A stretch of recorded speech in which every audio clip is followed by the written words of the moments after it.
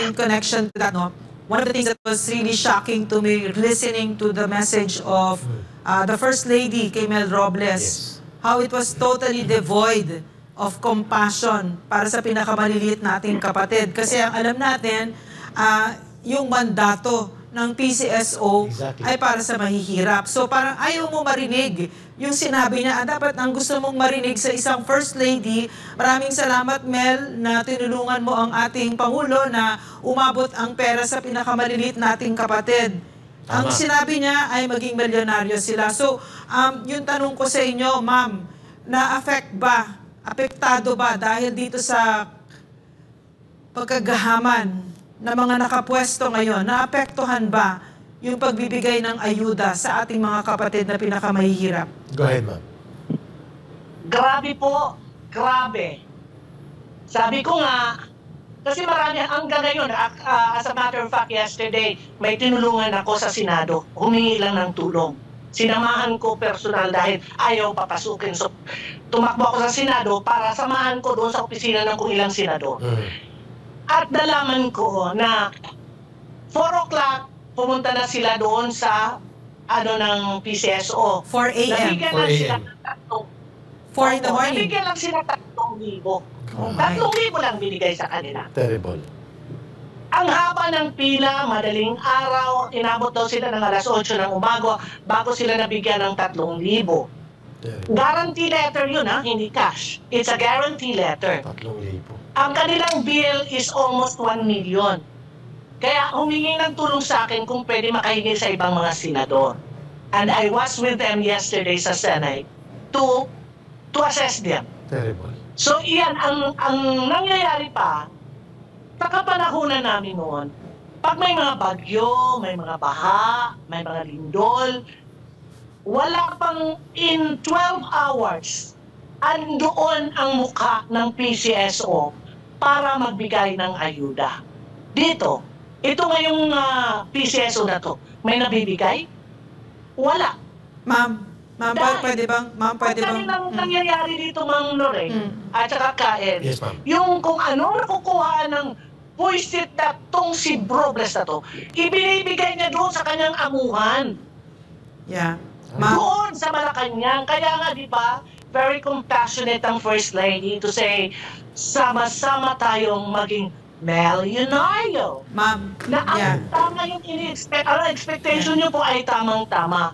Dahil dapat ang salita niya noon ay, salamat, Mel, sa pagtulong mo sa ating Pangulo na mairating ang para sa mga tao sa baba.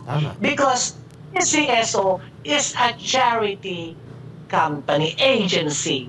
Hindi ito kayamanan dyan na mag-ano ka na lang, tanggap ka lang ng tanggap ng bribe sa mga STL operators at sa mga doon sa mga supplier ng mga machines o ng mga medisina, pero hindi nyo na ibibigay ang tapat na para sa tao. Exactly. Ma'am, pareho tayo nagtrabaho under President Duterte. So you can validate what I'm going to say now. That what's happening at the PCSO now could not have happened under the watch of President Duterte. Kasi naiintindihan ko, ang binibintang natin dito si Mel Robles. Pero he is an appointee of President Bongbong Marcos. Therefore, the buck stops with this president. So could you please comment on that? Go ahead, Ma'am Sandra. Yes. During our time, di ba natanggal si Corpus? At sinabi nag-resign dahil may sakit. Kunya-kunyari na lang yon. Kasi pinagsabihan na ng ating Pangulo. Yes. Then, General Balutan, yung talagang kaaway ko dyan, na siya nang naging nasa likod ng pagkakulong ko at ang anak ko. Ngayon, gustong mag-whistleblow yan dahil may binibigyan daw siya sa Malacanang. Ewan ko sa buisit na yun kung sinong pinagbibigyan niya. Pero napilitan siyang magbaba. Hindi yun po nag-resign. Ang totoo, nang pinataalis talaga yun ng Pangulo dahil sa korupsyon. And the third one, si GM Garma, yung babae. Si Garma. Na ang hirap din tanggalin nun dahil she's acting also like a first lady that time. Yes, true. Pero June of 2022 or May pa lang, tinanggal yon, inalis yon ng Pangulo natin dahil sa daming sumbong na kay Presidente ng korupsyon. So, nakita natin na pag nalaman ng Presidente na talagang may korupsyon ka, tatanggalin ka sa ahensya mo. Correct. Ngayon, hindi. Kahit nagbubula-bula ang mga bibig ng mga hayop na yan sa pagdruga sa gobyerno, walang pakialam si Presidente Bongbong Marcos. Why? Because of his wife.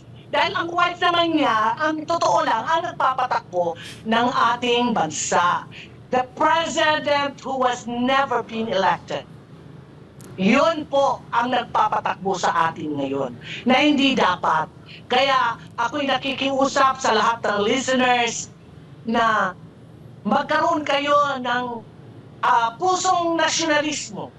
Mahalin natin ang Pilipinas dahil isa lang po ang ating bayang Pilipinas. Huwag tayong matakot at huwag tayong pasisindak sa mga hayop na to na kinakain at inaalipusta na ang ating pundo ng bayan kasama